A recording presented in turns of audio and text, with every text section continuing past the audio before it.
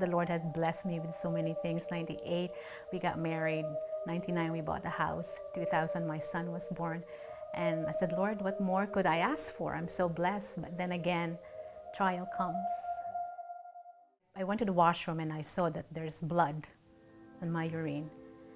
And it scared me. So the doctor, the specialist at Sunnybrook, recommended biopsy on my kidney. And they did a blood count. I'm losing blood. So right away they admitted me at Sunnybrook and they don't know what to do.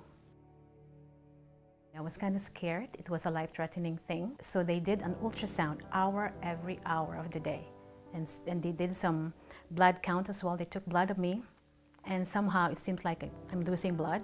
And the kidneys, they finally found out that the veins around the kidney burst. And that's what's causing the blood coming out from my urine. So they thought of two procedures. One is through intravenous, IV, and that will take a long time. The last resort was the operation. And they spoke to my husband a day before that they will decide on what they're going to do to me.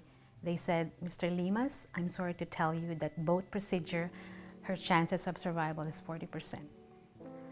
So it's like telling my husband, your wife is going to die. It's not even 50%. No hope at all. The night before, there's this voice in me that's saying, turn on the TV. There's a show about healing. And exact words, the minister said there's somebody in the hospital bleeding in her kidney. And the Lord is touching you right now. So I didn't even thought about it, that it was for me. I didn't even claim it, right? But somehow there's this warmth came into my back at that time. I remember vividly saying to the Lord, Lord, if you're taking me home, I'm ready. Because I know where I'm going. But for my son's sake, he was just a year and a half at that time. If you want me to live, then please do it for my son. So they came, there's 4 of them, and this doctor just looked at me and says, why are you so sad? And I thought, he must be joking. I'm dying and he's asking me, why am I so sad?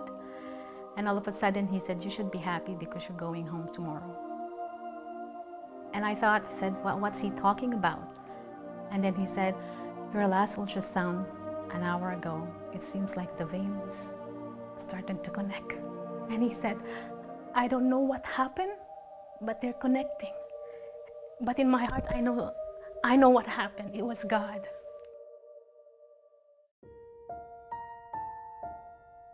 I was leaving.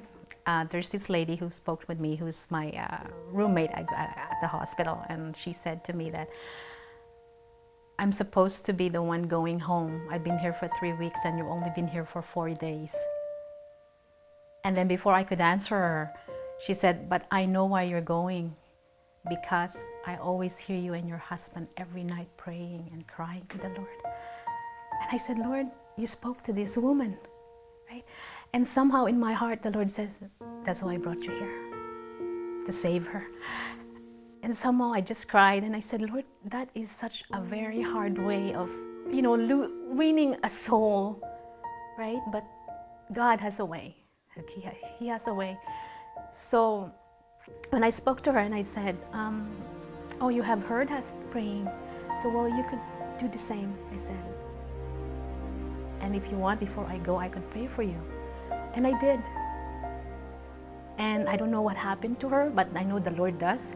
It's amazing on how God works in so many different ways in our lives. And because it's always been my prayer, Lord, use me, use me.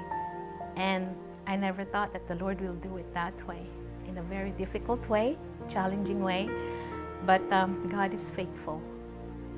God is faithful. He never leaves us nor forsakes us.